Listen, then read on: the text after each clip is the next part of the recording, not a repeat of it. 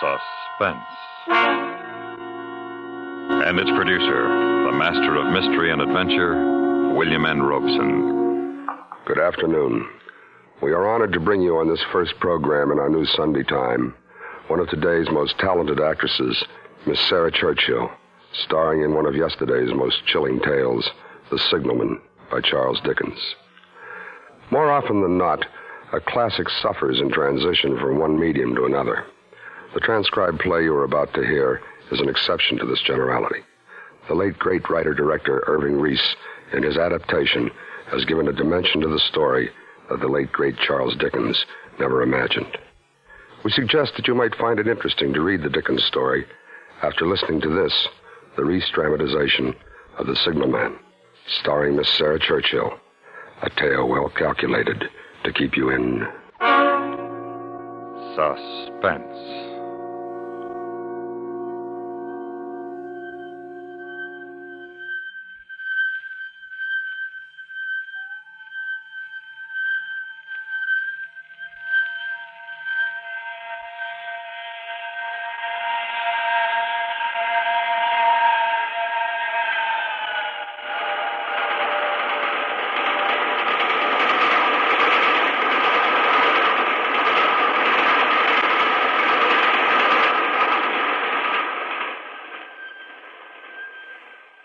It had smashed by, like a wounded monster screaming in pain, and disappeared into the dark tunnel.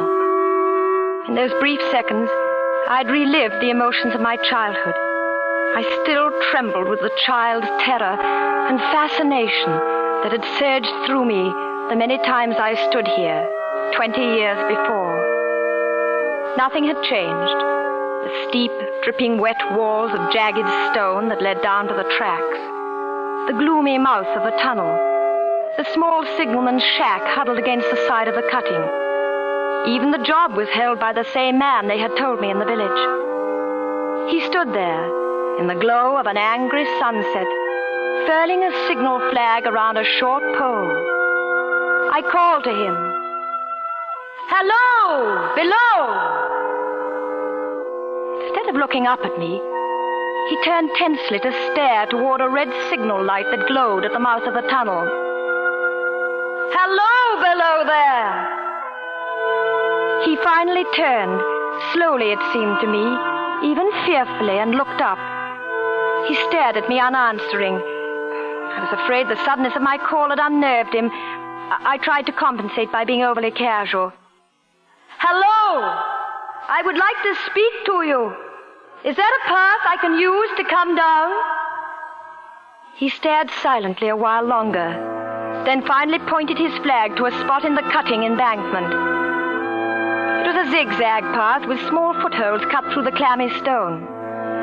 The track seemed a mile below, but I was determined to get down. Midway, I sensed a vague vibration of earth and air, like a sound that could be felt but not heard. I tried to fight down a fear that suddenly gripped me. The air was filled with a violent pulsation. It seemed to have a force that could draw me down. I suddenly threw my hands up to my eyes as though to shut out some terrible sight. And then I flattened myself against the jagged rock and clutched hard.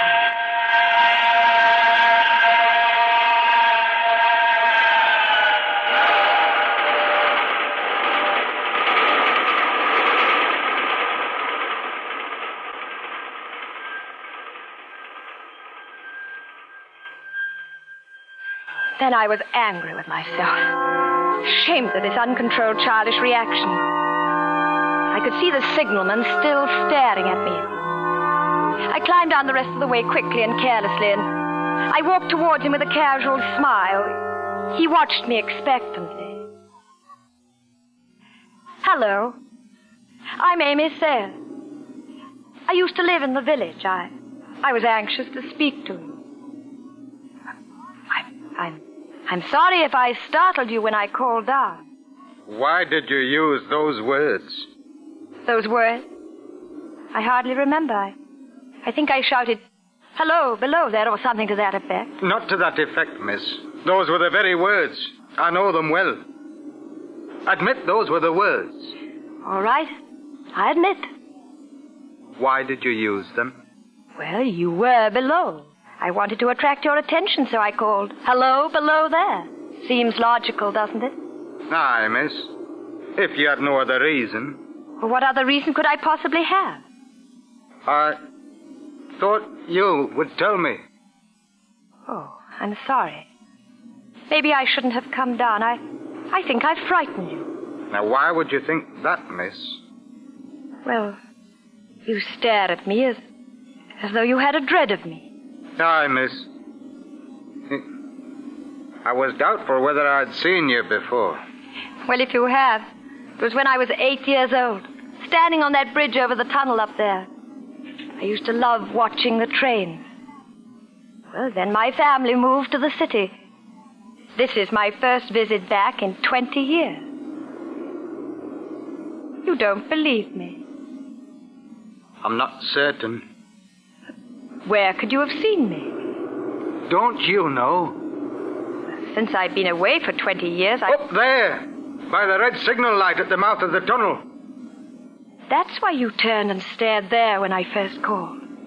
Aye, miss. Well, what would I be doing up at the signal light? I don't know. I wish I... No, it's a mistake, miss. I haven't been well. What is it you wish to speak to me about? Well, I'm a writer. I wanted to interview you. Me? Why, miss? Well, my magazine does a weekly biographical piece on interesting people and unusual occupations. It's called Close Up. Aye, miss. I've read them. You have? You seem surprised. Well, pleased, perhaps. Well, that one's so unsophisticated as I really didn't mean that. Well, there's a bit of a fire in my shack. It'd be more comfortable for you there. Won't you come in? Yes, thank you. My, this is a lonely post. Visitors must be rare. Aye, miss. The branch superintendent makes an annual inspection. And that's all. Except for... Yes? Come in, please. Oh, how snug and comfortable. Aye. Most of my waking life is spent here. I've tried to make it pleasant. And you've succeeded. You were speaking of visitors just as we came in. I put this chair nearer the fireplace. One chills out there. I say, you have a fine collection of books. Aye. They've given me much companionship in the long nights. Pretty weighty companions. Gibbon's Decline and Fall, Burton's Anatomy of Melancholy, Darwin's... Did they surprise you again, miss? May I be frank? I'll have to be if I'm to succeed with the article. My editor is only interested in... Odd? Well, the unusual. And the level of my reading seems above the level of my station. Not many people in any station these days... Oh, come now, miss. 'Twas you called for frankness. All right. Why would a man with a mind capable of absorbing these subjects stay on a desolate job like this? Well, you see, when I was a young man, I became very interested in the natural philosophies. I set my course, I studied hard, planned the future. And then I ran wild, miss. I misused my opportunities. It went down, and I've never risen again. Oh, I've no complaint. I've made my bed. It's too late to make another. Maybe you gave up too soon. No, miss, no. There are forces beyond us that shape us. One must know when not to resist, miss. Oh, I might have blooded myself a while longer, but I knew. I took this position 34 years ago. And you've never regretted? Oh, no. Not until... Until what? Won't you please tell me? You first tell me what brought you here. But I have. Well, you said nothing of what made you think of this place specifically. There are many places and people. Well, I told you. I used to come here as a child. The trains frightened and fascinated me. I've always remembered it vividly through the years. I promised myself that one day I would come back and do a story on it. Good subjects aren't easy to find, you know. Why did you choose just now to come? These ideas germinate in a writer's mind for a while, and then an impulse... And you were drawn here. You say that as though mystic forces were involved. It was much simpler, I assure you. I've been working hard. I decided that a few days in the country would do me good. I planned to use them profitably by doing a story on you. But you might have come to that decision last month or last year. Well, that's true, but I can't see why you attach such special significance to the fact that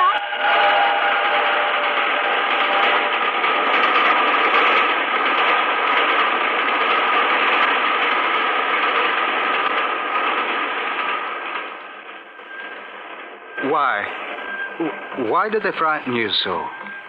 Wouldn't you think I might outgrow that silly childish fear? If I was drawn here, as you say, I guess it was to see whether I had. The modern psychiatrist would say it was a desire to relive a childhood experience. Aye, miss. There are many answers.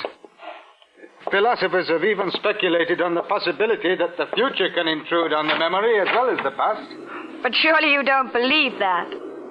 I believe only in the evidence of my 5 senses. May I ask, why did you go to the door? To check the tunnel light. But does it need to be checked so often? You did before we came in. Why are you staring at me so? Was I staring at you? Please, something is preying on your mind. Can't you tell me? The fire needs staring. You're avoiding my question. There's nothing here, miss. Your coming was a mistake. An old man in a railroad tunnel, it would require considerable imagination to make an interesting story of that. What exactly are your duties? Oh, hey, they're responsibilities more than actual work, miss. Exactness and watchfulness are required most. Seeing that the signals operate, turning the switching handle now and then, listening to the telegraph ticker to see if the post is wanted. Not much else. Do the hours weigh heavily through the night? It's very difficult to impart, miss. Very difficult to speak of. Now, if you ever make another trip, I'll try to tell you. Yes, of course. And I will have to make several trips before the story takes shape. When may I come again, tomorrow? Ah, miss, if you wish. Thank you. I will be back tomorrow evening. You won't have any difficulty getting back up. No, it was only that first trip down. Aye. Well, I'll show me white light till you reach the top. Thank you. Well, I'll say good night now, miss. Good night, sir. I wish you a pleasant one. I regret that I understand. Aye, miss, I think you do. May I ask you then, when you get to the top, don't call out to me, I beg of you. Don't call out. I won't. And when you come tomorrow night, please don't call out. Of course not. Good night. And may I ask one parting question? Certainly. When you came down the path earlier tonight, midway you suddenly threw your hands up to your eyes. Like this. As though to shut out some dreadful sight. Why? It was that uncontrollable childish reaction. Like I said, I felt as though the train would draw me down. I covered my eyes like a child not to see it. You had no feeling that the action was conveyed to you for some reason? No. Why should it seem otherwise? Because there's been someone at the red light at the mouth of the tunnel each night for a week now, holding its hands up to its eyes, like that, as though to shut out some terrible sight. And you've actually seen it? Every night. Was it there tonight when you went to the door? Yes, I saw it quite clearly. Who was it? You!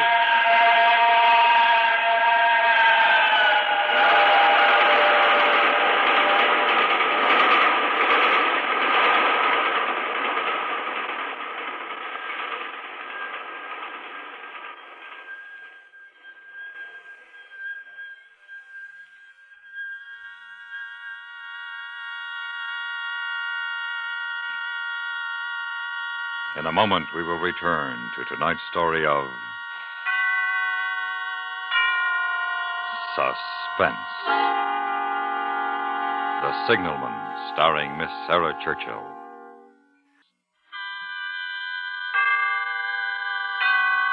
And now, we continue with The Signalman by Charles Dickens, with Miss Sarah Churchill and Ben Wright, A tale well calculated to keep you in suspense.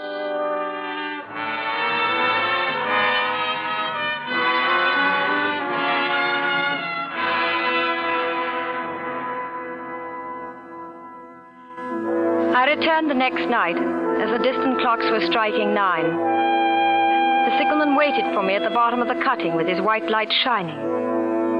We walked silently to his shack, entered it and sat down by the fire. I didn't wish to press him, so I said nothing. He stared at the burning embers for a moment and then turned to me. I'm going to tell you, miss, as best I can, what troubles me. I'm glad. I mistook you for someone else last night. That troubles me. The mistake? There's someone else. Who is it then? I don't know. What does it do? Well, this time it stands with its left arm across its face. The right arm is waved violently this way. As though to say, for God's sake, clear the way. Clear the way. You've heard those words? Oh, no, I'm not certain, not about those specific words, but I have heard it called before. When? Well, one moonlight night about a year ago, I was sitting here when I heard a voice cry, "Hello! Below there!" That's why you were startled when I used the word. Aye, miss. Well, I ran to the door and I looked out and I saw this someone else standing up there by the red light near the tunnel, waving its arm as I just showed you. The voice was hoarse with shouting and it cried, "Hello! Below there! Look out! Look out!" I caught up my lamp and I ran toward the figure calling, "What's wrong? What has happened? Where?" And when I got to the light, it was gone. Did you see where? Well, the tunnel was the only place it could go without passing me.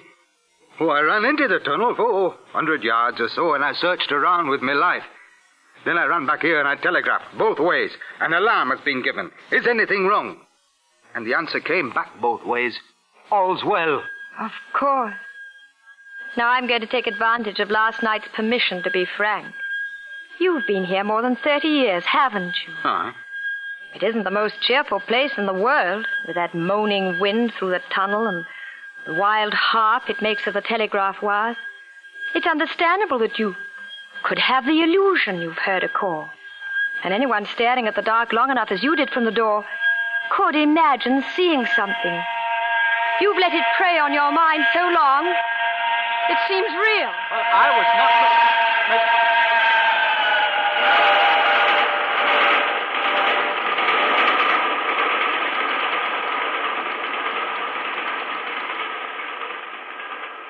I was not finished, miss.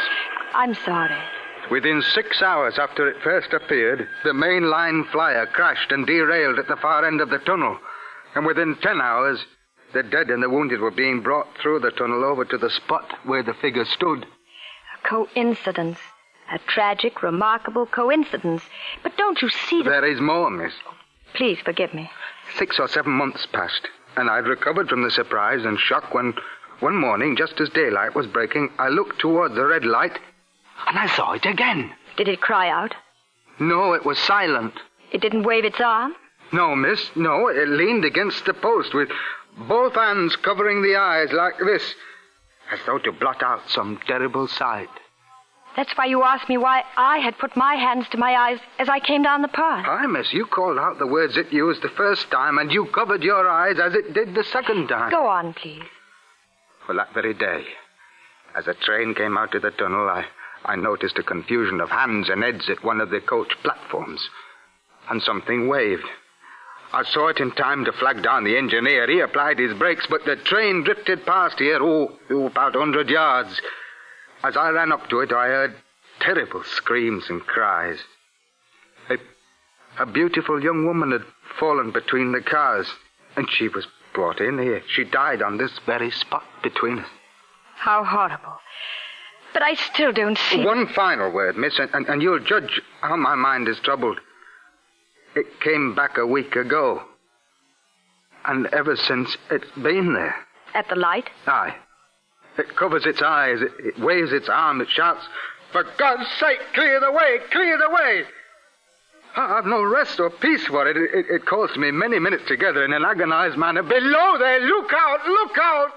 It stands waving at me. It sounds the telegraph ticker. Did it sound the ticker last night while I was here? Twice. I assure you it was your imagination. The ticker did not sound last night. No, I've never made a mistake as to that, miss. I don't wonder that you failed to hear it, but I heard it. Do you hear it now? Aye. What is it saying? It isn't clear. It only warns. It doesn't say against what.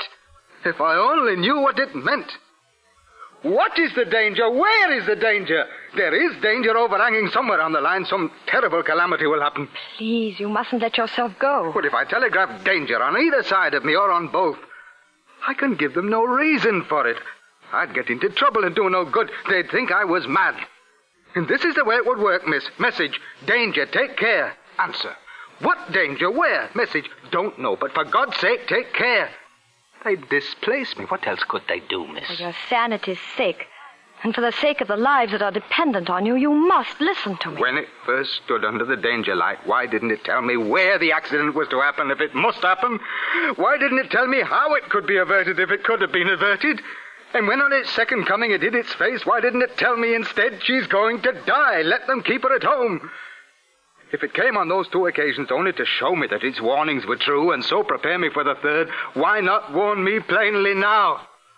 And I, Lord help me, a mere signalman on this solitary station, why not go to somebody with credit to be believed and power to act? Why? Why? I can help you, but you must face realistically what I have to say. Will you try? I'll try, miss. These accidents have shaken you deeply. You feel guilt about them, even though there was nothing you could do.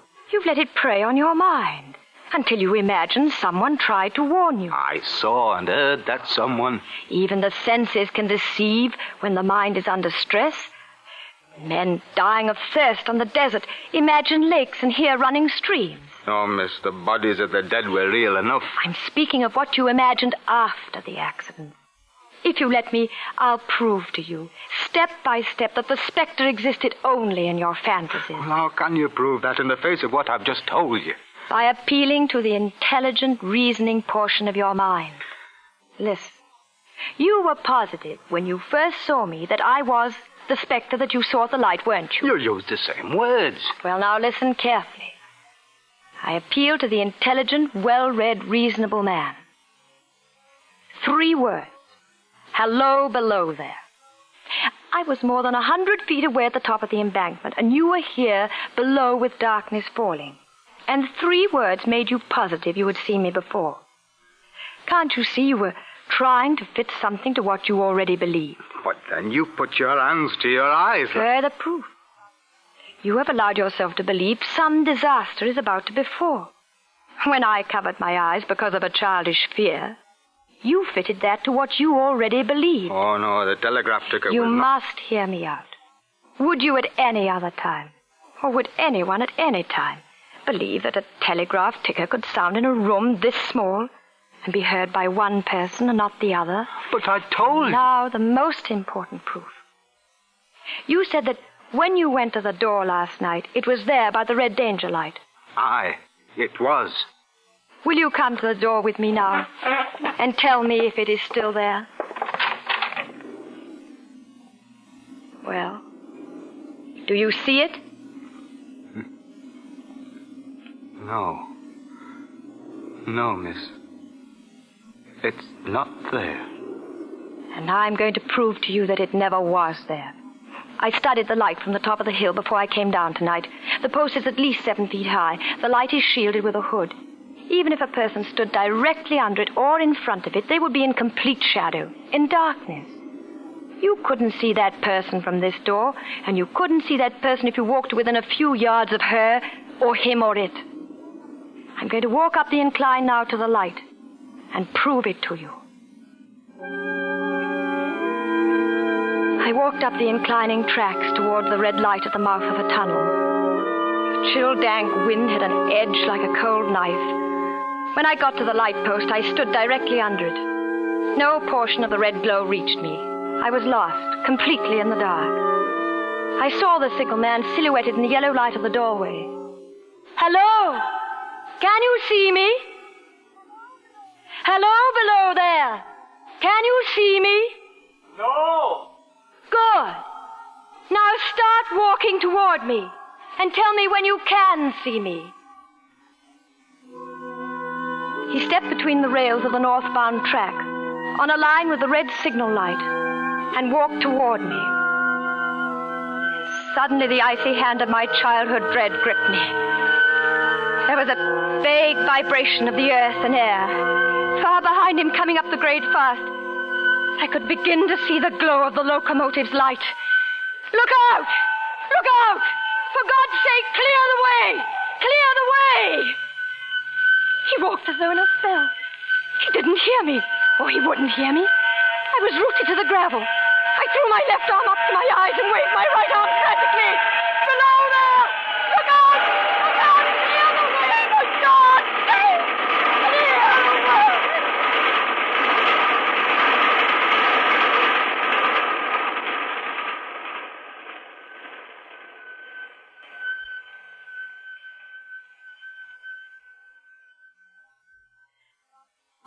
Long after it was over, they found me, still standing there, both of my hands up to my eyes, to shut out the terrible sight.